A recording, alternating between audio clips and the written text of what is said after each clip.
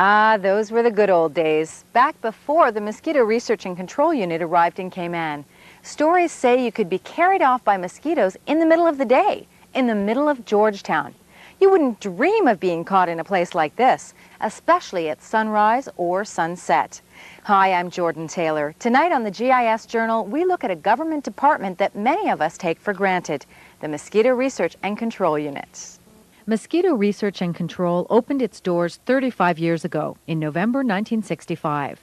Chemical spraying by aircraft began in about 1970. Since then, major reductions in mosquito numbers have been seen.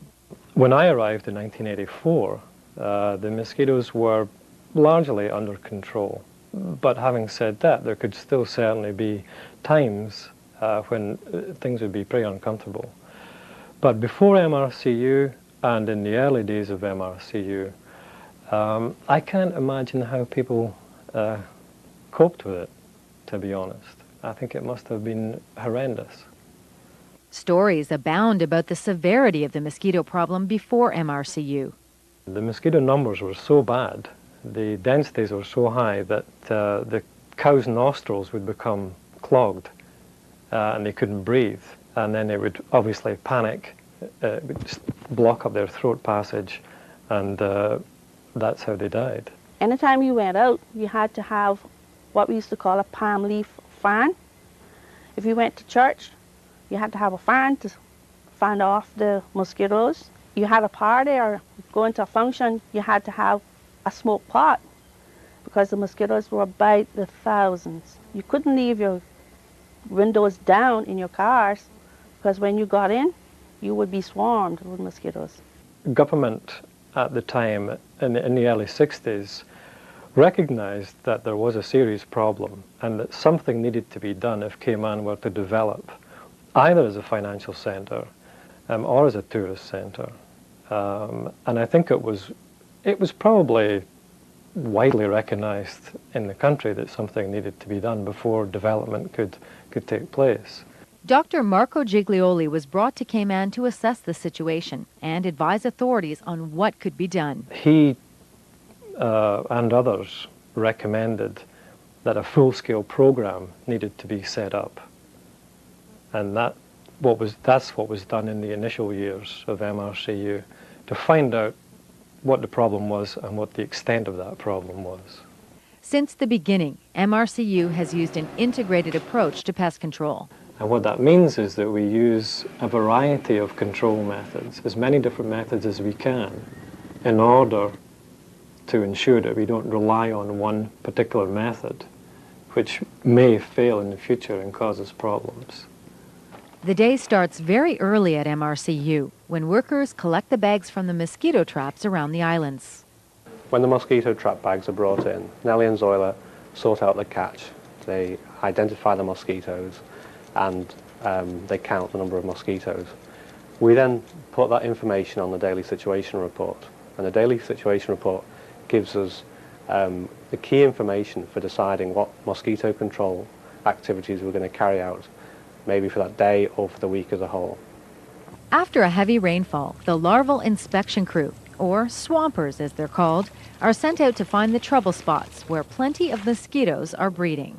And when they find larvae in the breeding sites, we go along afterwards with the aircraft. We've got about a 3-day time period that we can use, and we drop pellets into the swamp which hopefully kill all the larvae before they actually pupate and fly, become adult mosquitoes and fly. The job itself may not seem particularly sophisticated. The equipment they use is very simple, but it's hard work because they're out in the swamp in all conditions, raining, hot days, humid days. There's plenty of mosquitoes about, and obviously they've got to be able to cut the actual swamp itself to make inspection traces and build bridges over the canals and things like that. And it's not the kind of job that just anybody would volunteer to do. Once the trouble spots are pinpointed, MRCU's control teams spring into action. The aerial program is central to the control efforts. We do liquid spraying at night and solid spraying during the day, or not solid spraying, but granules. We drop granules from the aeroplane. We have special equipment to do that. And adult side spraying, which is done normally during the activity period, during the evening hours, early evening hours. Basically, the liquid is, we're trying to kill flying insects, whereas the solids, which we drop into the breeding sites, we're trying to actually kill the larvae before they emerge and fly. It seems when the tourists leave, the mosquitoes arrive. The busiest period for MRCU is during the rainy season, from May to December. The thresholds of mosquito numbers obviously are higher during the rainy season, and it's also dependent on tides. High tides prevent the mangroves from draining, and so you get, flooding inside the swamp areas, which are breeding sites for mangrove mosquitoes.